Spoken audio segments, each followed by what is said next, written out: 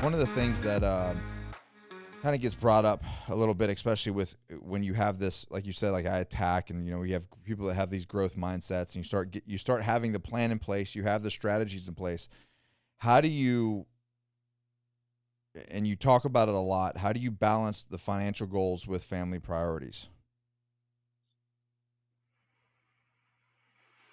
Let me give you an example. Allie and I, all of a sudden, because of some of the products that you suggest and some of the people that come on board, we have the option to pull the trigger and buy 3 Airbnbs overnight.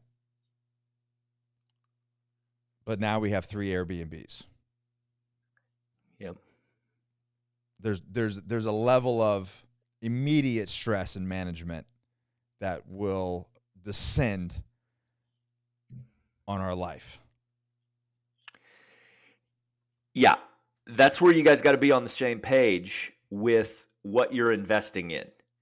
Because if I go out and I buy, like, let's just call it Airbnbs, that's fine. Or like, what if I go out and buy a fucking this chain of pet groomers, right? That just prints fucking money. And I'm like, it's a great deal, Kirsten. Great deal. And she's like, what do we have to do? And I'm like, just go walk the dogs on holidays. Like, she would be like, fuck no. There's no money. Like, you cannot put enough money in the bank account to make that worth it. No. So I think that goes back to your original topic of the whole show, which is like communication has to be the same, right? And so we've run into this in the inner circle a couple times. Royal specifically and Trace specifically had conversations with their wives about investments they were making, and the wife was like, no, I don't want to do that. But out of those conversations, it wasn't a hard no. It was, I'm more interested in this asset class. So like, we all have this very blinder, myopic view of our spouse. Like, she's just not interested in this shit. And if you talk to them about it, babe, I'm trying to make us more money. Like, I'm trying to create generational wealth here. And she's like, I don't give a shit. I just want my time. You know what I mean? Yes. But also, like, in both those cases, they just moved like 5 degrees to the right. And they bought asset classes that served their lives, right? And so a lot of times as entrepreneurs or go-getters, like, we get caught up in like, hey, the return on this thing's going to be fucking 37%. It's going to be great. And you talk to your spouse about it and they're like, well, we can get this and it's a 17% return. It takes 0 of your time. And I'm like, oh, let's do that. Let's do that. And so the balance is kind of just like understanding yourself and what season of life you're in and what you're willing to kind of budge on. And for me now, like, it's freedom of time and freedom of location. And we've got, our money train is rolling. We're not fantastically well off or anything like that. I mean, we're fortunate, I would say. But the structure, the infrastructure is in place to be extremely fortunate. I just have to wait on it to bake right now. Right.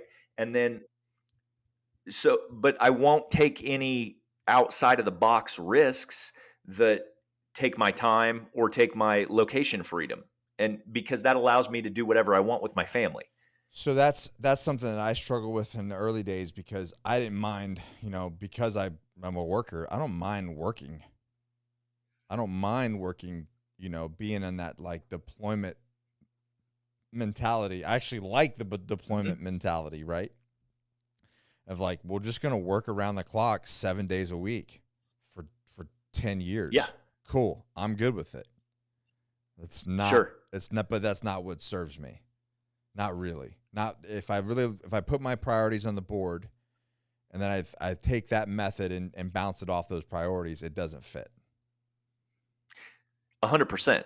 Because you'd be real disappointed if you had fucking stage 4 cancer today and you had like 10 days left to live, and you'd be like, fuck, I've been working my ass off for 10 years and like now it's done, right? Like, you'd be like, wow, I wish I spent the last 10 years fucking off and having fun. Right. But I do think there's an aspect of us that is like wired to work. Like, cause I get gratification from working. Same. I get gratification from producing. I get gratification from fucking having money. Yeah. Like that fulfills me. And I'm not ashamed to say it. I don't give a fuck. Like it makes me feel good to have millions of dollars and then to track for millions more. Like that's hunting to me. Like I enjoy it. And a lot of times I fail and screw it up. And like, that's part of it. Right.